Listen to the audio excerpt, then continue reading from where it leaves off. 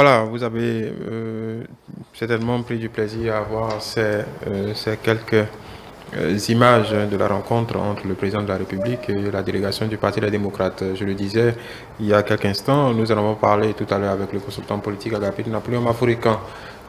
Dans Parlons Gouvernance, nous allons reparler avec nos analystes de ce soir. Je vais commencer par saluer Mohamed Liamili. Bonsoir. Bonsoir François Javier, bonsoir aux téléspectateurs. Analyste politique et expert en communication éditoriale et digitale, Julio Topetti, bonsoir. Bonsoir François David, bonsoir aux téléspectateurs. Analyste politique également, juriste et gérant du cabinet juriste et associé. Si tout va bien, nous devrions avoir Sophonie Chelte Kabouré en ligne. Voilà, Mohamed Yamili, je commence par vous. Une rencontre, rien de plus formel? À l'initiative, il faut le dire, du président de la République, le président Talon. Donc, qui a bien voulu les recevoir l'opposition pour écouter. Donc, à partir de ce moment, je suppose que c'est celui qui invite, qui formule a priori l'ordre du jour. Maintenant, si ceux qu'on a invités ont aussi des sujets qui les tiennent et que le chef de l'État a la disponibilité d'en parler, je pense qu'il en parlera aussi. Et je n'ose pas croire qu'ils sont allés là-bas sans connaître ce dont le chef de l'État veut prioritairement parler.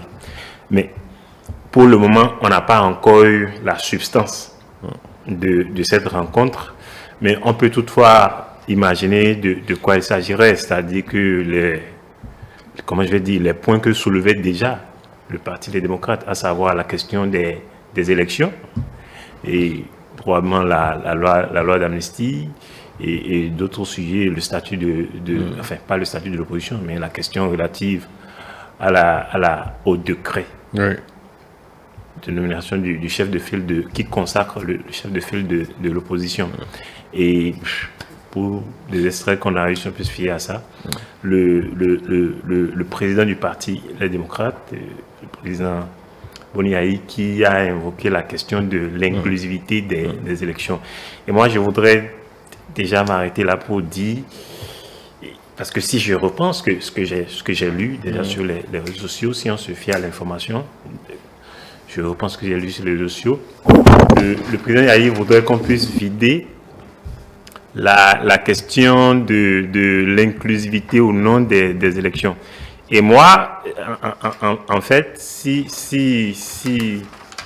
je peux le dire, pour moi, les choses sont claires. C'est-à-dire, la question du point de vue de ce qui est, du point de vue de la loi, si on se réfère aux dernières élections, si on part même de 2019, passant par 2021 à 2023, avec les mêmes acteurs, la question de l'inclusivité de l'élection, pour moi, est déjà vidée. Parce qu'en réalité, si eux, aujourd'hui, ils viennent parler encore de cette question, la première, enfin, je ne veux pas répondre à une question, encore que ce n'est pas à moi que la question est posée, mais sans vouloir répondre à une question par une autre question, mais je dirais d'abord, la dernière élection à laquelle ils ont participé, a dit le Parti des démocrates a participé, et ils ont eu des députés. Cette élection-là, avec les mêmes lois, qui n'ont pas changé, puisque les lois n'ont pas changé. Donc, est-ce que cette élection-là, elle est inclusive? S'ils commencent pas à répondre à cette question, on pourra ensuite évoluer, parce que la question de l'inclusivité ou non de l'élection ne peut pas être fonction de leur capacité à respecter les lois qui régissent l'élection, ne peut pas être fonction de leur capacité à être présent dans l'élection. Parce que c'est là que le problème se pose. Quand eux, ils arrivent à être présents dans une élection, bon, l'élection est inclusive. Quand ils n'arrivent pas à être présents dans l'élection n'est pas inclusive. Or, c'est les mêmes lois. Les lois n'ont pas changé. Les acteurs n'ont pas changé. Le président Talon est resté le même. Les institutions qui ont organisé les élections de 2021 sont les mêmes institutions qui ont organisé les élections de 2023 et qui vont organiser les élections de 2026. La Cour est la même. Et donc, voilà les deux camps que nous avons en face. Aujourd'hui, le problème qui se pose, c'est quoi? C'est concrètement, nous avons en face, c'est-à-dire nous avons opposé l'un à l'autre deux camps. Il y a le camp de ceux qui ne personnalisent pas le débat. Le camp de ceux qui font l'effort de mettre en avant, c'est-à-dire que ceux qui pensent que la démocratie, parce que moi je suis de ceux qui pensent que la démocratie, c'est la force des institutions républicaines. C'est-à-dire que les institutions que le peuple s'est données pour que le processus démocratique soit continu. Il y a ce camp-là, et il y a le camp de ceux qui ne croient pas en la force des institutions, mais ceux qui croient en la force des hommes, c'est-à-dire que ceux qui veulent que les hommes dominent, qui veulent des hommes forts, au lieu des institutions fortes. Et donc, ceux-là, c'est ceux qui pensent que quand eux, ils n'arrivent pas à se conformer aux lois qui régissent les élections pour être président de l'élection, alors là, l'élection n'est pas inclusive. Quand, pour eux, ils n'arrivent pas à franchir les étapes pour participer aux élections, dans ces conditions, quand les institutions, j'allais dire par exemple, quand la Cour prend des décisions qui sont en leur faveur, alors là, on peut acclamer la Cour. Sitôt que la Cour prend une décision où la Cour juge qu'ils envoient une requête et que la Cour ne statue pas en leur faveur, alors là, la Cour n'est pas bonne. On ne peut pas évoluer dans une démocratie au gré des humeurs ou de ce que des individus veulent s'imposer. On ne peut pas faire ça dans une démocratie. Ce n'est pas ça. La force dans une démocratie, c'est au niveau des institutions. Et donc, pour moi, il est clair, l'inclusivité, la question de l'inclusivité, c'est déjà vidé. Maintenant, si eux, ils sont encore à ce niveau-là, c'est qu'ils n'ont peut-être pas compris. Ou, à la limite, je vais dire les choses de façon... Quel que soit ce qu'ils peuvent mettre dedans, c'est quoi élection inclusive? C'est-à-dire quoi? J'ai posé la question de façon claire. L'élection de 2023, puisqu'ils ont pu participer de toutes les manières et qu'ils ont des députés. Et j'ai entendu même parmi eux, ils ont dit après la question, par exemple, quand ils ont cru devoir rejeter le rapport d'activité du président de l'Assemblée, les activités auxquelles eux-mêmes députés, les démocrates ont participé, ils ont dit, certains ont justifié que eux c'est leur rôle de rejeter tout parce que eux, ils sont des députés élus. La même élection qui a consacré l'entrée des députés des démocrates au Parlement, c'est la même élection qui a consacré l'entrée des députés des partis de la mouvance au Parlement. Mais eux, ils pensent que c'est eux, ils sont élus, alors que c'est la même élection. Nous avons tous voté le même jour. Et ils pensent qu'eux, ils sont élus, les autres ne le sont pas. Et donc, pour moi, toute la question est là. Cette élection-là, alors elle est comment? Puisque ils sont élus à partir de cette élection-là. Donc, s'ils ont une légitimité, s'ils croient qu'ils ont une légitimité à partir de ces élections-là, puisque c'est la même élection ou les mêmes élections, je dirais, il s'agit des élections législatives, donc les autres aussi ont la légitimité. On ne peut pas, la grille de lecture ne peut pas varier en fonction de ce que ceux-ci arrivent à être présents dans l'élection ou pas, qu'ils arrivent à se conformer aux lois qui régissent les élections. Julio Tometti. Oui, vous avez cru bien devoir titrer talent, frotte l'oreille aux démocrates, parce que de quoi il s'agit en question. Il faut rappeler en fait le contexte. Il y a quelques semaines, Boni Yahi, président du parti Les Démocrates, a fait un plaidoyer. Dans lequel il demandait, d'une manière générale, en fait, l'audit du fichier électoral et dans quel contexte, comment dire, les partis, d'une manière générale, participent aux élections de 2026.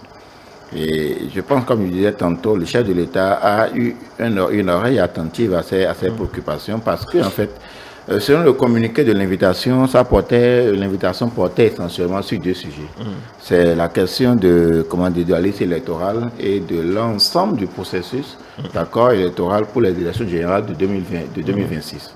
Alors, donc, on peut dire aisément que le chef de l'État a été vraiment attentif aux préoccupations du président du parti Les Démocrates, ne pas dire le parti Les Démocrates.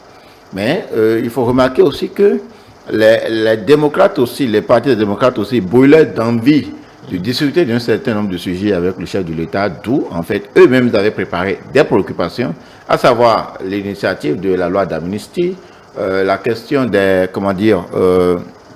la question des déguerpissements, la question de l'emploi des jeunes, la question relative à l'exploitation d'un certain nombre de produits agricoles, ainsi de suite. Donc, les démocrates aussi avaient en fait une liste de préoccupations qu'ils avaient à exposer au chef de l'État. Est-ce que toutes ces préoccupations, donc ça fait au nombre total 7, est-ce que toutes ces préoccupations ont été discutées? Nous ne savons pas, mais ce qui était essentiel, le principal, c'est d'abord sur ce que les sujets sur lesquels portait en fait l'invitation. Et il faut dire, la question de l'audit des élections, parce que pour le chef de l'État, il s'agit de rassurer en fait les partis ou bien le parti, les démocrates. On peut même dire peut-être les partis, puisque c'est le parti qui porte aujourd'hui le fil de l'opposition, donc de les rassurer, en fait, notamment en ce qui concerne le fichier électoral. Et donc, s'il y a des inquiétudes par rapport au processus électoral du manière générale, je pense que cela fera débat. Ce qu'il faut peut-être retenir, c'est que c'est déjà très bien, d'accord, que à chaque fois, lorsqu'il y a des préoccupations, les acteurs trouvent les moyens de s'asseoir et de pouvoir discuter. Tant qu'il y a en fait le dialogue multipartite, je pense que les solutions idoines peuvent être trouvées. Et nous sommes encore à un peu plus de 2 ans des élections, et donc c'est le moment en fait de faire en fait ces débats-là pour que s'il y a peut-être des réaménagements éventuellement, il faut le faire parce qu'en fait en politique, il n'y a jamais la confiance tout le temps d'une certaine façon. L'opposition, moi je considère que l'opposition est dans son rôle. Seulement que peut-être par rapport à la liste électorale, je pense que nous étions quelque peu habitués à certaines pratiques qui n'ont plus cours d'une certaine façon. Rappelez-vous, j'ai suivi le débat sur vos antennes la dernière fois par rapport à cette préoccupation de la liste électorale, de comment ça se faisait et de ce que nous avons aujourd'hui. Ce que nous avions par le passé, c'est que tout le monde devait être dedans et ça fait aussi en même temps des bannes. Rappelez-vous de l'épisode Kos-Lépi et tout ça et ce que ça engendrait d'une certaine façon. Autant que ça permet d'être présent, autant ça nourrit aussi beaucoup de personnes. Et en ce moment-là, encore que la satisfaction du taux de travail n'est pas toujours totale au regard de la population. Et l'autre chose, c'est que quand on parle d'élections de manière générale, il faut dire que c'est les élections générales. Et donc, je pense que tous autant que nous sommes, nous devons être inquiets. Inquiets en sens que c'est une première. Comment faire pour bien faire? En fait, je pense que ça doit être la préoccupation essentielle. Et le chef de l'État a bien fait, d'accord, d'entamer ces gens de discussion avec eux pour que, à cette première expérience, nous puissions bien la passer. Et sans doute, nous allons tirer les leçons, d'accord, pour préparer en fait celle à venir. Donc pour moi c'est essentiel que le débat se pose. Moi je ne suis pas dans sur la question de inclusivité, exclusivité. C'est vrai, pareil, j'ai lu quelques extraits.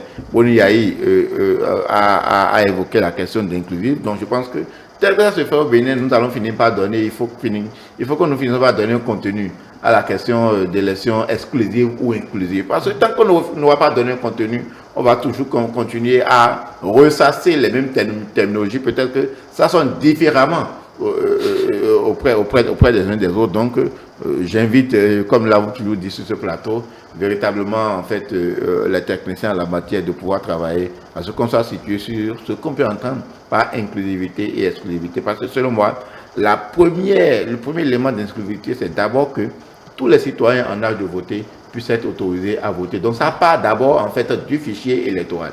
Les acteurs politiques, c'est autre chose. Les acteurs politiques, c'est autre chose. Nous pouvons le dire peut-être en jetant quelques idées dans le débat. Ce que se passe au Sénégal, à tort ou à raison, d'accord, où on parle d'exclusion, si c'est avéré ou pas, je ne sais pas, mais c'est le premier réflexe en fait d'une exclusion qu'on peut avoir. C'est-à-dire qu'un individu ne puisse pas participer à une élection parce que jusqu'à ce qu'on l'éradie de la liste électorale. Mais lorsqu'on met en fait un mécanisme, un processus en place et qui est conditionné, et que vous n'arrivez pas à remplir les conditions, bon, ça laisse toujours court au débat. Mais ce qui est essentiel à retenir, c'est que il y a des préoccupations, qu'elles soient majeures ou minimes ou non. Le chef de l'État en a fait une préoccupation. Pardon? Qu'elles soient majeures ou mineures. Le chef de l'État en a fait une préoccupation. Ça veut dire que, le Parti des démocrates n'était pas tout à fait dans du laxisme. Il y a quelque chose en fait de continu. Ou bien autrement, comme il y a des inquiétudes, il faut travailler à les rassurer, d'accord? Donc, et cette assurance ne peut être donnée que dans les discussions que le chef de l'État a entamées. Nous entendons peut-être revenir dans le fond sur quelques extraits de ce que nous avons eu par rapport à ces échanges, mais c'est déjà salutaire. Mohamed Liamidi, qu'est-ce qu'on peut encore dire là-dessus? On va peut-être attendre le point de presse du Parti La Démocrate pour avoir leur impression après cette visite. Mais on peut, de ce qu'on a pu voir, ça a dû se passer dans une bonne ambiance. En tout cas, si on se fie aux quelques secondes qu'on a pu avoir, par les services de la présidence, qu'on remercie par ailleurs. Ça devrait pouvoir se passer dans une bonne ambiance, puisque à partir du moment où c'est le chef de l'État qui les a invités, ils n'ont même pas demandé à rencontrer le chef de l'État. Le chef de l'État les a invités et ils sont allés écouter le chef de l'État et par ailleurs poser aussi leurs préoccupations. Donc, c'est pas comme s'il y avait une tempête. Hein. Pas du tout. Tout allait bien. Le chef de l'État pouvait ne pas les recevoir. Il pouvait ne pas demander, il pouvait ne pas les inviter. Il pouvait encore prendre son temps. Mais il a jugé que là, il a le temps, il a la possibilité de les recevoir. Et donc, il a des choses dont il les reçoit. Il a des choses dont il veut échanger avec eux. Et on va attendre de voir, pour moi d'abord, et celui qui a invité, pour moi, c'est ce qu'il a dit qui est important d'abord pour moi. Ensuite, je verrai celui qu'on a invité par rapport à ce que l'autre a dit, qu'est-ce qu'il en dit. Et si éventuellement lui-même il a dit d'autres choses dans le truc là. Moi, je pense que je ne suis pas en train de les apprendre quoi que ce soit. Mais il aurait été, je ne suis pas, pour ne pas vouloir faire peut-être que c'est des calculs politiques, mais dans l'ordre des choses, c'est celui qui est invité qui devrait normalement, d'abord, on devrait donner la possibilité. Parce que si je me tiens au fait que actuellement il y a un point de presse, je suppose que c'est un point de presse du parti Les Démocrates qui est en cours, il devrait attendre que celui qui les a invités parle. Oui. Encore que celui qui les a invités, peut-être qu'il n'a pas prévu d'en parler. Je ne dis pas non, mais qu'ils attendent au moins de voir s'il dira quelque chose ou s'il ne le dira pas. Oui. Et donc après venir dire, bon, tout le monde comprendrait que bon, parce qu'on a attendu et qu'il n'y a rien eu, et ils viennent parler. Oui. Quand ils se précipitent maintenant pour aller... Ils ne se précipitent pas, ils sont allés à une rencontre. Je peux le dire comme ça parce que celui qui a invité n'a pas encore parlé. Oui. Et donc s'ils le disent comme ça, l'autre viendra après pour rattraper ce qu'ils ont dit, c'est ça. Bon, c'est ça aussi la politique par ailleurs. Et donc, pour moi, voilà comment les choses se présentent. Bon, quoi qu'il en soit, on peut se faire une idée de ce qui a été dit. Mais là où je suis en train de voir la chose, c'est par ailleurs, si ils font le point de presse, c'est pour dire, bon, on a parlé de tel et de tel. Le plus important alors, pour eux, c'est-à-dire que quand je me mets dans leur logique, c'est ce dont eux, ils ont voulu parler, ou bien les sujets qu'ils ont eu à poser, et qu'est-ce qu'ils ont pu obtenir du chef de l'État par rapport à ça, ou bien est-ce que la discussion ou les discussions vont continuer. Je pense que ça va tourner autour de ça, parce que si c'est ce dont le chef de l'État lui-même a voulu parler avec eux, à moins que ça coïncide avec les préoccupations qu'eux-mêmes ils avaient, ce qui ne m'étonnerait pas. Donc, on verra en réalité de quoi cela retourne. Julio, on en parlait avec le consultant politique tout à l'heure. Il y a cette question du décret de nomination du chef de file de l'opposition. On imagine mal qu'il n'ait pas pu, qu'il n'en ait pas parlé. C'est une question qui doit être vidée assez vite, parce que ça... Je n'ai pas lu ça, en fait, dans l'invitation du chef de l'État. Cela ne faisait pas partie des préoccupations des démocrates à la réception de cette invitation. Et des extraits que nous avons eus, cela n'était pas transparu en débat, sauf erreur de ma part. Parce que, en fait, je pense que... Mais est-ce qu'ils peuvent ne pas en parler? Non, en fait, ils peuvent ne pas en parler. Parce que, en fait, c'est comme si, d'une certaine façon, on reconnaît, en fait, de fait, d'accord, que le parti des démocrates est le parti majoritaire, bon, on parle des partis de l'opposition, et que, par Patrice Talon, ayant reçu, comment on appelle, Eric Ndete, ex-président du parti, donc, comment dire, une consécration de fait, comme l'avions dit ici, reçoit aujourd'hui non pas que Boni Yayi, mais avec la délégation. Donc c'est aussi, raison de plus. C'est aussi en fait une forme de consécration. Je ne sais pas, je ne suis pas dans l'économie du chef de l'État, pourquoi en fait ce décret jusque-là n'a pas encore été pris. Pour moi, ça pose un problème d'une certaine façon de l'application des lois. Quels sont les éléments en fait qui fait aujourd'hui que jusque-là en fait le décret n'a pas été pris, donc ça reste pour moi un point d'interrogation. Les démocrates auraient évité en fait de l'évoquer parce que ça semblerait une question trop personnelle. D'accord? Donc politiquement ce n'est pas bon pour eux de mettre ça en fait dans les préoccupations, parce qu'on se dira, puisqu'ils sont en train de dire aujourd'hui qu'ils portent la voix du peuple, qu'ils portent les préoccupations d'intérêt ou d'ordre général, et donc que leur personne en tant que démocrate s'efface quelque peu. Oui. Alors que cette question, c'est une question, c'est vrai que c'est la loi qui l'a consacrée, mais c'est une question quelque peu subjective au regard des démocrates. Donc c'est peut-être en fait politiquement justifié qu'ils ne l'abordent pas. Et peut-être ils sont en train de préparer en fait quelque peu un autre mécanisme pour revenir par rapport à cette question. Mais aujourd'hui, de quoi il est question? Il est question des élections et de l'atmosphère politique. Et je pense, Boni Yayi, dans ses introductions, disait que on ne peut pas parler de paix, par exemple, sans parler, en fait, de la question des hommes politiques en prison ou de ceux qui sont exilés. Et que les questions d'élections inclusives doivent être vidées. Et il disait, en mettant le chef de l'État en face de la responsabilité, que si ça marchait, ce sera son avantage, on dira que c'est lui. Mais quand ça va tourner mal, on dira également que c'est la responsabilité incombe au chef de l'État parce qu'il est garant de l'unité nationale. Donc, les partis de démocrates veulent se présenter aujourd'hui en fait comme ce parti d'opposition qui porte en fait les préoccupations d'intérêt général et non les questions d'ordre subjectif. Donc, c'est l'image qu'ils ont voulu afficher. C'est pourquoi ce sont ces préoccupations qui ont été attachées. Si la question de, au-delà des questions électorales, qui était la préoccupation principale du chef de l'État, ils ont évoqué la question relative à la loi d'amnistie et tout ça. Donc, alors que je trouve que, en fait, aujourd'hui, s'il est possible, sans vicier, en fait, la collaboration institutionnelle ou bien le pouvoir de chaque institution, d'accord, ou bien l'indépendance de chaque institution, est-ce qu'il est possible d'évoquer cette question aujourd'hui? Je ne pense pas. Parce qu'il y a une loi d'amnistie qui a été introduite, qui est programmée dans le cadre de la deuxième session ordinaire de l'Assemblée. Ça veut dire que nous sommes en pleine session ordinaire. La loi est prévue pour être débattue. Donc, bientôt, la commission des lois et de l'administration déposera son rapport.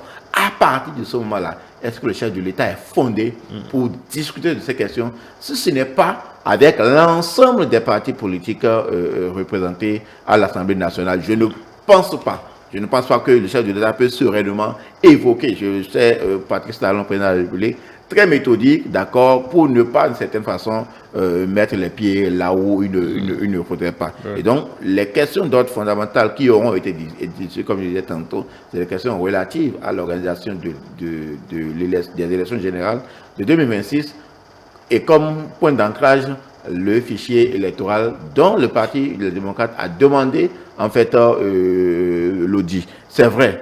Quand vous n'êtes pas, en fait, là, vous avez toujours, comme je disais tantôt, vous avez toujours des incertitudes, vous avez toujours des craintes, vous avez envie de voir ou de comprendre comment ça se passe. Et je pense que le chef de l'État mettra ce qu'il faut en œuvre pour que, comme les populations, les partis des démocrates aient l'information nécessaire, aient la clarté ou la transparence, en fait, nécessaire par rapport à cette question, parce qu'un fichier électoral ne doit pas être une question obscure.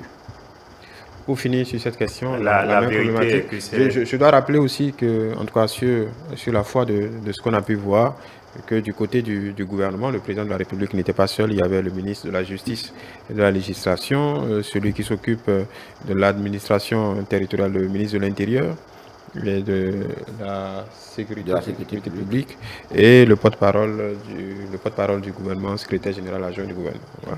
Puisque des questions qui peuvent être évoquées sont dans le champ de ces ministres en question, et le porte-parole doit pouvoir dire après, bon, voilà ce dont on a parlé, voilà ce dont on n'a pas parlé. ce qui a été dit, ce qui n'a pas été dit. Pour moi, si je fais le point de tout ça, ramener encore ces questions, ces mêmes questions d'élection, de fichiers, de machin, de ceci, de cela. Le fichier avec lequel on a fait l'élection de 2023, là, est-ce que ce n'est pas mieux que tout ce qu'on avait eu? Est-ce qu'ils peuvent contester ça? C'est ça, en fait, puisqu'ils ont participé aux élections. Quand ils participaient, le fichier était comment? C'est ça, en fait, la question. C'est avec c'est les mêmes organes qui ont organisé les élections, qui ont géré, l'organe de gestion est le même, et les organes chargés du contentieux et tout sont encore en place, sont encore les mêmes. La question pour moi, c'est est-ce qu'ils croient en leur capacité de gagner dans les urnes? C'est ça, la question pour moi. Donc, si on pose le problème clairement comme ça, c'est ce qui peut les amener à voir à gauche, à droite, fichier, ceci, cela. C'est la question de la fiabilisation, c'est-à-dire que de fiabiliser, de rendre fiable le système électoral. Est-ce qu'ils se croient capables de gagner dans les urnes quand on les a écoutés dire qu'avec les lois qui sont en place, avec le système en place, on ne peut pas battre l'adversaire, que leur adversaire, ils ne peuvent pas le battre avec le système en place? Ils l'ont dit. Mais ils ne sont pas venus dire après que le système n'a pas changé. Peut-être qu'ils croient maintenant qu'ils sont capables de battre l'adversaire. Et ils ont accepté d'aller aux élections et donc d'aller aussi aux élections à venir. C'est ça, en fait, le problème. Quand il y a ces ambiguïtés-là, on a du mal à suivre. Il n'y a pas de clarté dans leur ligne. C'est difficile de les suivre. Et moi, je plains les électeurs qui leur font confiance. Enfin, non, ça c'est leur droit. Non, écoutez, quand les gens ne sont pas cohérents... Ça c'est un peu partisan. Non, vous pouvez le trouver comme ça. Je parle de la clarté. Quand les gens ne sont pas cohérents, il n'y a aucun mal à dire que je ne les comprends pas non plus. Parce que là, il ne s'agit pas d'idées de comment on va développer le pays, de quel programme on a, de ce que l'on soutient. Non, il ne s'agit pas de ça. Il ne s'agit même pas de ce qui les oppose en termes de vision au camp d'en face. Mais il s'agit de quoi? Il s'agit même de croire le fait que le peuple même, les électeurs même qui sollicitent, sont-ils capables ou non de faire le choix qui leur semble bon? C'est de ça qu'il est question. Et donc, ceci suffit au peuple pour dire que dans ces conditions, le peuple ne peut pas voter et gagner.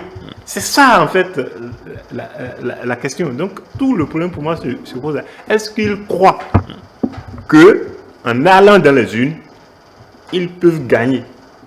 Tout part de là. Si ils ne sont pas clairs sur ce point-là, tout le reste, pour moi, est biaisé. Et donc, le dire tel que je l'ai dit, je n'ai encore, à mon avis, je n'ai encore rien dit de cas. Puisque les gens qui ont dit que les lois ne sont pas bonnes, les lois n'ont pas changé. Ils sont maintenant, ils sont là-bas. Ils jouissent maintenant des lois. Ils prennent l'argent de financement des partis. Ils seront, bon, de toute façon, on l'a évoqué tantôt. S'ils ont discuté de ça ou pas, on ne le sait pas. La question du chef de file de l'opposition. Parce que ça a des avantages. Quand Julio parlait tout à l'heure, il disait qu'ils sont allés là-bas, pas pour parler des questions propres à eux, mais pour porter la voix de Dieu. Ils sont allés là-bas parce qu'ils sont opposants. Oui, mais ils sont allés d'un parti politique. Donc, pardon? C'est un parti politique. Le chef de l'État a reçu l'opposition. Oui. Donc, un parti d'opposition. Pourquoi il n'a pas appelé NFN? Oui. Pourquoi il n'a pas appelé, je ne sais pas là, pourquoi il n'a pas appelé MPL? Écoutez, ça ne peut pas être plus clair que ça. Et donc, qu'ils en parlent, moi je trouve même que ça ne posait aucun problème. Puisque c'est à ce titre-là qu'ils sont allés là-bas. Autrement, bon, je ne vais pas dire le mot qui me vient à l'esprit. Si je me présente en tant que ceci et que c'est en tant que ça que je viens, il est normal que s'il y a quelque chose qui me donne, qui me reconnaît dans ce titre-là, qui me consacre, que je puisse en parler, évoquer ça. Sinon, la question banale qu'on peut se poser, ils ne sont pas les seuls partis, de l'opposition. Oui. Donc pourquoi les autres partis, le chef ne les a pas invités? Et donc la question est tout à fait posée, c'est normal. D'accord. Deux mots rapidement, en fait, c'est peut-être pour dire, c'est parce que le parti Les Démocrates, à travers son président, a émis en fait un certain nombre de préoccupations. Et je me suis dit peut-être que le chef de l'État en tant que président de la République aurait été interpellé parce que, en fait, Boni Yahi, président des démocrates, a, a adressé son plaidoyer à la communauté internationale. Et donc, ça veut dire, à partir de ce moment-là, ça capte aussi bien les attentions au plan national qu'au plan international. Et donc, Patrice Talon, en tant que président de la République, était en fait dans la logique, d'une certaine façon, de pouvoir discuter, de pouvoir ouvrir en fait le dialogue. Et le dialogue en politique est une arme extrêmement importante. Et je pense que ce qui a été fait est beaucoup plus à l'avantage en fait de Patrice Talon, qui a une fois encore démontré en fait sa capacité d'ouverture, quelles que soient les intentions qu'on peut lui prêter. C'est un monsieur qui est disposé à échanger avec les gens, si tant est que les questions évoquées méritent intérêt. Et donc, c'est ce que fait naturellement Patrice Talon. Les autres partis de l'opposition, qu'est-ce que vous avez entendu d'une certaine manière depuis quelque temps? Et on peut dire, comment dire, que l'on soit mouvancier ou opposant. Bon, on peut reconnaître. La FCB aussi a parlé. On peut reconnaître que, en fait, en matière d'animation de la vie politique, quand vous regardez au sein de l'opposition, il y a un certain activisme au niveau du parti Les Démocrates. Qu'on soit d'accord ou pas, on doit pouvoir leur reconnaître ça. Et le chef de l'État a été sensible à cela d'une certaine façon, non? Il faut reconnaître. Et le parti qui se lève et qui s'interroge sur le processus électoral qui vient dans 2 ans, je pense que, en fait, ils sont dans leur droit et le chef de l'État a vu juste de pouvoir les convoquer, de discuter de ces questions-là avec eux. Ça nous permet, nous aussi, d'une certaine façon, les populations qui ont aussi un certain nombre de craintes, un certain nombre de doutes, de pouvoir dissiper, en fait, ces doutes-là, pour que nous puissions aller à ces élections de manière totalement sereine. Donc, je pense que c'est de bon droit et que les partis prenants, chacun est dans son rôle pour, en fait, le meilleur en termes d'animation de la vie politique et en termes de conduite du processus électoral, qui est un facteur qui garantit la paix et la cohésion nationale. Voilà, je reste avec vous pour évoquer le second sujet, à la faveur d'un communiqué dont on a eu tout souvent. Nous allons parler de la TVM et de la visite technique. Ce communiqué dont il est question rend la TVM obligatoire avant toute visite technique, en tout cas. Julio Tometi, juriste et puis citoyen comme nous tous sur ce plateau et ceux qui nous regardent, comment avez-vous apprécié cette nouvelle décision? On ne parlera pas de réforme, c'est une décision... Non, c'est une réforme, François David, c'est une réforme. Et ça s'intègre en fait dans un ensemble sécuritaire qu'ils ont mené, donc avec comment dire, le bras opérationnel qui est la plateforme. Et qu'il vous souvienne ici que je l'avais dit lorsque en fait on a eu le projet le décret en fait de transmission du budget exercice 2024 à l'Assemblée nationale et qui a affiché une hausse, d'accord, en matière de recettes fiscales. Je vous avais dit que nous devons nous préparer. Nous devons nous préparer. Je ne sais pas s'il faut dire accélérer davantage les ceintures, mais en fait, lorsqu'on fait des prévisions budgétaires... En même temps, la TVM, ce n'est pas quelque chose de nouveau. Non, lorsqu'on fait des prévisions budgétaires en matière fiscale, et il y a eu l'augmentation, moi, en tant que citoyen, je dois m'inquiéter. Parce que nous avons un problème, il faut le reconnaître, à tort ou à raison, que en fait, la culture de l'impôt n'est pas encore complètement... Donc, le gouvernement travaille à davantage élargir, en fait, l'assiette fiscale. Que tout le monde, d'une certaine manière, ne serait la plus grande majorité, puisse payer. Donc, davantage, ceux qui n'avaient pas l'habitude de payer vont devoir s'y conformer. Je l'avais annoncé et c'est venu. Peut-être que ça viendra sur d'autres plans aussi. Ce qui me gêne, en fait, c'est quoi? On peut trouver tous les mécanismes de mobilisation de recettes fiscales. Mais ce qui me gêne, en fait, c'est est-ce que c'est de travestir, en fait, l'objectif de la visite technique. Visite technique et TVM, il n'y a rien de commun. C'est vrai que c'est pour les véhicules, mais il n'y a rien de commun. TVM, c'est une taxe. Visite technique, c'est un élément de sécurité pour les véhicules, pour leurs conducteurs et pour les usagers de la route. Vous avez une visite technique, c'est pour contrôler l'état de vos pneus, votre système de freinage, ainsi de suite. Un ensemble d'éléments, d'accord, qui nous permet, nous tous en tant que usagers de la route, de pouvoir être en sécurité. Mais on vous dit aujourd'hui que si vous ne payez pas la TVM, vous ne pouvez pas faire de visite technique. À partir de ce moment-là, se pose un problème. Moi, j'ai envie de faire ma vie technique. Oui. D'accord? Mais vous n'avez pas envie de payer la taxe. Mais non, pas envie. Pas envie. Parce que le problème que ça va générer, ce que ça va générer, Oui. vous savez, les gens, naturellement, au Bénin, en fait, il n'y a que, en termes de visite technique et d'assurance, on y va très aisément.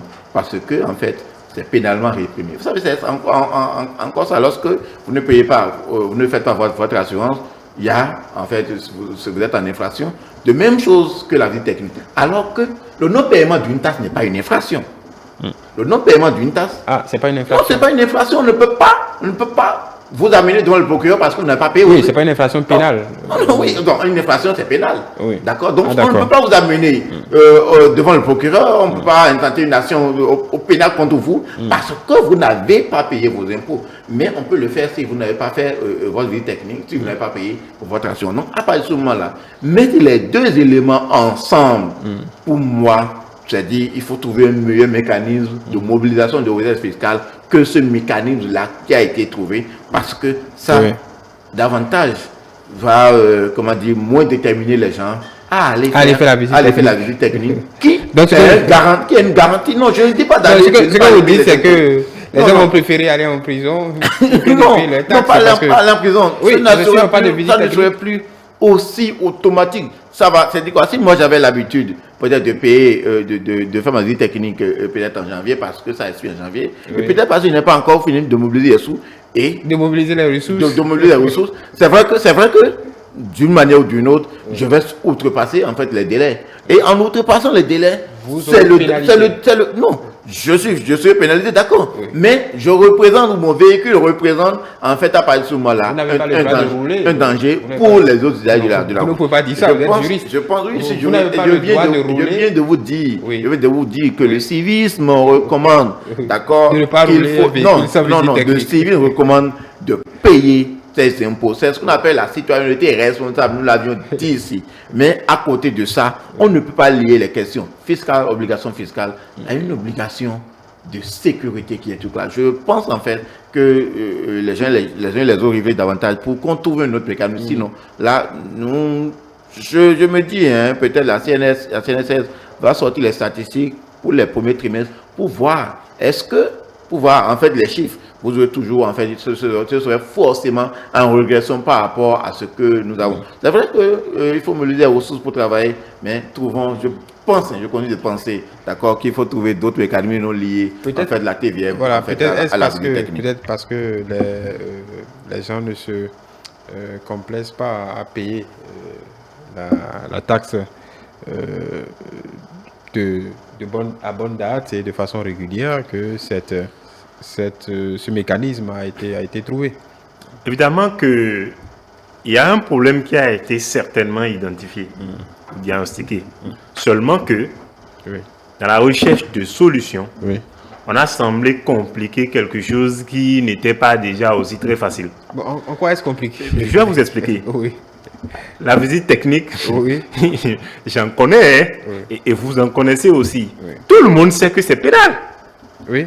Tout comme l'assurance, on sait que c'est pénal. Mais ce n'est pas quelque chose qui est d'aussi spontané chez les Béninois. Il faut avoir le courage de le dire. Oh, ça le devrait. C'est déjà un problème. Si on sort même les statistiques par rapport aux véhicules, tous les véhicules qui sont immatriculés en circulation et ceux qui sont à jour vis-à-vis de leur visite technique, vous allez voir un gap. Sérieux. Ce qui déjà était un problème. D'accord? Maintenant, il y a un autre problème qui n'est pas tout à fait du même ordre, mais qui est lié au même objet. C'est-à-dire le véhicule, la taxe sur les véhicules à moteur, la TVM. En réalité, certainement, ils ont fait le point, ils se sont rendus compte que de 2016, où cela a été institué, pour ne pas dire réinstitué, quand ils ont fait le point, ils ont vu que beaucoup de gens, peut-être à partir de 2017 ou de 2018, n'ont plus finalement payé. Entre-temps, bon, les moyens coercitifs, on a dû oublier tout ça, parce qu'il y a beaucoup d'autres enjeux aussi qui sont entrés en compte que je ne vais pas rappeler ici. Vous le savez bien, dans le pays dans lequel nous sommes. Donc, quand ils ont fait le point, ils ont dit, bon, peut-être, je ne suis pas en train de c'est une simulation, peut-être que je vais. Une simulation. Comment ramener la chose de façon douce, et tout en ne faisant le gendarme derrière personne, mais en même temps les obliger quand même à s'acquitter de ce devoir-là qui est civil. Parce qu'en réalité, ce qui relie, ça il faut le dire, ce qui relie le citoyen, ce qui fait de vous un citoyen, ce qui relie le citoyen donc à l'État, en réalité, c'est l'impôt. C'est dès lors que vous payez l'impôt, que vous êtes régulier, que vous êtes à jour vis-à-vis du fils, que vous êtes vraiment un citoyen, puisque un là... citoyen responsable, puisque vous... C'est ça même la citoyenneté. Quand vous n'êtes pas responsable, vous êtes quelque chose... Enfin, vous n'êtes pas rien, mais vous n'êtes pas responsable. C'est la responsabilité qui vous donne toute la dimension de la respectabilité. Et donc, si vous voulez être des citoyens respectables, soyez d'abord responsables. Voilà donc la situation. Maintenant, quand on a fini d'identifier le problème, diagnostiquer le problème, ils se sont dit comment on va essayer de juxtaposer. Parce que moi, j'ai vu que c'est une juxtaposition, en réalité. Mais, là où je pense qu'ils n'ont fait que la moitié du chemin, c'est que quand vous dites que pour pouvoir faire la visite technique, il faut avoir payé la taxe sur le véhicule TVM. Si je veux faire ma visite en janvier, la taxe, il y a un délai. Jusqu'en mars, je ne suis pas encore en infraction. C'est comme ça, non? Oui. À moins que je me trompe, hein, le juriste est là. Jusqu'en mars ou jusqu'à début avril. Mais si moi je veux faire ma visite en janvier et que vous me dites que l'année est en cours là, si je n'ai pas payé PVM de l'année là, je ne peux pas faire la visite. Ça veut dire quoi? Vous voulez que je reporte ma visite en mars ou en avril et que pendant ce temps, je sois pénalement, c'est-à-dire que je sois en infraction. C'est là que j'ai trouvé que quelque part, ça a manqué. Mine de rien, vous avez travaillé sur ce communiqué. Un peu de réflexion. Et je me suis dit qu'il ne fait que la moitié. Donc, il faudra qu'il revoie encore et qu'il essaie encore de réajuster. Je ne veux pas donner l'idée, bon, si vous me permettez, d'être le consultant de la direction des impôts, il va falloir peut-être qu'ils ajoutent une virgule pour dire que seulement si le délai pour payer la TVM est déjà... On va demander aux juristes. Est déjà passé. Donc, je pense que cette portion, s'ajoutant à la phrase ou au communiqué, peut donner un sens beaucoup plus global à la chose. Parce que si on ne le fait pas comme ça, moi je ne suis pas contre la chose, mais quel moyen vraiment, ça dit que coercitif, ou ne même pas dire coercitif, comment vous voulez obliger les gens à payer? Or, l'État a besoin de ressources pour pouvoir réaliser. Julio Tometti, déjà, ce cas d'école là. Oui, ce qui serait dommage, c'est que pendant l'avènement, vous allez pour faire votre visite technique et on vous le refuse. C'est-à-dire qu'on vous refuse de faire la visite technique parce que vous n'avez pas payé votre TVM. À partir de ce moment-là, comment va-t-on apprécier si une situation malencontreuse... En réalité, ce qu'on vous demande, c'est de prévoir les deux en même temps. Il y a les écarts d'échéance là que vient tout quoi. Mais je laisse ça même. Vous regardez dans le cas, ça dit, moi, ça sonne mal dans ma tête. Il l'a dit tantôt, ça, les deux préoccupations ne sont pas du même ordre. Comme l'a dit Eliamini, c'est relatif au même objet, mais ce n'est pas du même ordre. L'autre, c'est d'un ordre purement sécuritaire. La vie technique, c'est d'ordre purement sécuritaire. Encore que, bon, nous savons jusque-là comment ça se fait d'une certaine façon.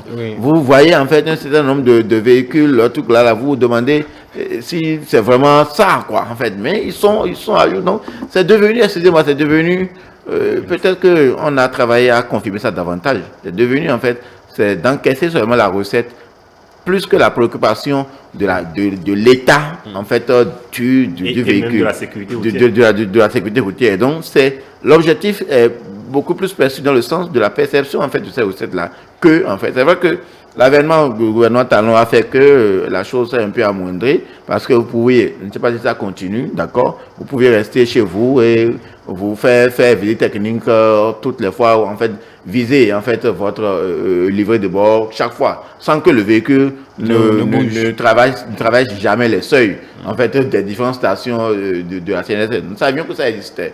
Et il y a eu un certain nombre de réformes dans ce sens. Je ne sais pas si ça a complètement disparu.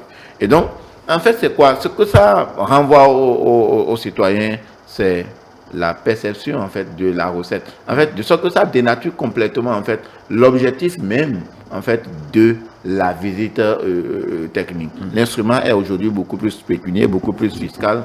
Et pour moi, je me dis en fait, il y a à penser, il y a à penser mieux. Quand on a dit ça, en même temps, il faut payer ses impôts. Parce que non, je vais vous le dire, c'est peut-être un peu paresseux. On ne peut pas rassurer. Parce que, comprenez-vous, en fait, on fait des trucs là. On fait les visites. Ce n'est pas les véhicules qui sont cachés. C'est les véhicules qui circulent tous les jours. Oui. Donc, que le service des impôts démultiplie en fait ces contrôles. J'aurais préféré une démultiplication en fait des contrôles opinés d'une certaine façon pour raisonner que de soumettre l'un à l'autre d'une certaine façon. Je dirais que donc c'est comme si on n'est plus prêt à faire des efforts comme on l'a fait dans d'autres secteurs pour obliger les gens à payer. Mais Vous pensez qu'il faille encore sensibiliser les gens au paiement de la TVM? Non, bon, est-ce qu'on a besoin encore de sensibiliser? Non, c'est ça que j'ai dit. Il faut obliger les gens à payer, il faut raisonner les véhicules. C'est les moyens il faut faire le contrôle à raisonner les véhicules. J'aurais préféré que les contrôles se démultiplient pour raisonner les véhicules qui n'auront pas été à jour. Et parce que, nous le disons bien, aujourd'hui, en fait, tous les trois sont liés. En fait, les obligations afférentes aux véhicules, avec la vignette unique, en fait, par le biais de la plateforme Sécuriport, où, quand on vous arrête, on n'a même pas besoin de vous demander, sortez votre carte grise, sortez votre livret de bord. D'accord? On scanne simplement, en fait, la vignette, et la vignette dit si vous êtes à jour ou pas. Oui. Il y a une dame qui racontait la dernière fois, avec un contrôle opinion, on l'a arrêté, il disait, mais c'est quoi? On dit non, calmez-vous, madame. On a été mettre la machine sur la vignette. Et on lui dit, vous pouvez continuer. D'accord? Donc, démultiplier, en fait, les contrôles de cette façon, comme nous avions l'habitude de faire, ou trouver d'autres mécanismes plus, que je sais pas, pas forcément coercitifs, mais qui obligent en fait les uns et les autres à souscrire en fait. Mais voilà un mécanisme qui oblige. Non, à partir du moment où vous savez que la date viendra, donc ça vous oblige. Ce serait très tout clairement à penser de dire que moi je vais aller faire ma visite technique, on me dit que tu ne peux pas le faire. Non, c'est ça en fait. Oui. Je me lève pour aller faire ma visite technique parce que ma visite technique a expiré. Je ne sais pas si mon état, si mon véhicule est en état, d'accord, de circuler pour garantir la sécurité aux autres concitoyens. Et on me dit non, vous ne pouvez pas le faire. Allez payer vos impôts. Apparemment, vous êtes très volontaire pour garantir la sécurité des citoyens. Je pense aussi que, bon, évidemment, si c'est le cas, il va falloir aussi penser à comment faciliter ce truc. Moi, je pense qu'il est temps aussi. Oui. Il n'y a que 3 centres de visite technique. Il n'y en a que 3. Épais, Tango, Dévi et puis Parou. Dans tout le pays. Ça aussi, ça ne motive même pas. C'est ça qui donne lieu au fait que les gens n'envoient pas le véhicule et ils envoient l'argent et puis ils ont la visite technique. Sans qu'on ne se rende compte effectivement si le véhicule est vraiment en mesure ou pas. Donc voilà aussi des points qu'il faut améliorer. Peut-être qu'il faille libéraliser ce secteur. Bon, peut-être qu'il est temps d'y penser. C'est-à-dire, autant on veut que les gens soient en sécurité, autant il faut leur mettre les conditions pour qu'ils aient la volonté de se sécuriser eux-mêmes et donc de sécuriser tout le monde. Et aussi, par ailleurs, que l'État puisse bénéficier des ressources y afférentes. Et que, comme je le dis, moi, pour moi, ça va aboutir à la même chose. Que vous mettez des policiers partout parce que les gens des impôts ne peuvent pas descendre dans la rue, ça ne peut pas se faire sans la police. Tout comme ils descendent dans la rue, comme ils le font, ils descendent dans la rue et accompagnés de la police. Donc, la police qui a aussi autre chose à faire va aussi se consacrer à ça.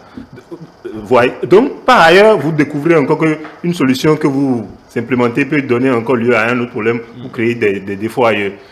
Écoutez, moi, ça peut paraître difficile, on a assez sensibilisé, c'est vrai que c'est dur, vous savez que la date viendra et finalement elle viendra. Il faut mobiliser les ressources. Donc, si le délai n'est pas encore dû, échu, pour moi, on n'a pas à exiger aux gens de payer TVM. Mais si le délai est déjà payé TVM et faites la visite. Voilà, on a fini cette question. Je finis pour dire non, ce n'est pas que je suis d'accord que je suis en train de dire en tout cas il ne faut pas lier sécurité et impôt, ça je suis formé là-dessus. Mais en même temps, on doit reconnaître que lorsque vous vous engagez à conduire un moyen de locomotion, vous devez en fait respecter les règles qui s'appliquent à ce moyen de locomotion. Et aujourd'hui, c'est 3, c'est le paiement de la TVM, c'est la visite technique, c'est la souscription à une assurance. Donc je suis d'accord pour ça. Et j'invite même la population, tant que vous avez votre véhicule, de vous y conformer. Mais je continue de penser que la manière de ramener les gens à le faire, de manière, on peut trouver meilleur. Et Dieu sait que se conformer aux règles, ce n'est pas la chose la mieux partagée ici. Je confonds. Là, il ramène nos débats. Merci Julio Tometi. Je rappelle que vous êtes analyste politique, juriste, gérant du cabinet juriste et associé. Mohamed Liamidi, analyste politique et expert en communication éditoriale et digitale. Mesdames et messieurs, nous nous arrêtons pour aujourd'hui. C'est ce qu'on pourrait dire concernant ces deux sujets. Demain, nous donnons rendez-vous demain pour d'autres développements. En attendant, vous pouvez revivre nos échanges sur notre compte YouTube Télé Bénin, notre site internet du même nom, notre page Facebook Télé en direct, notre compte Twitter, notre compte X, pardon, Télé Live. Et bien évidemment, continuez par nous suivre via notre application Télé Bénin. À demain.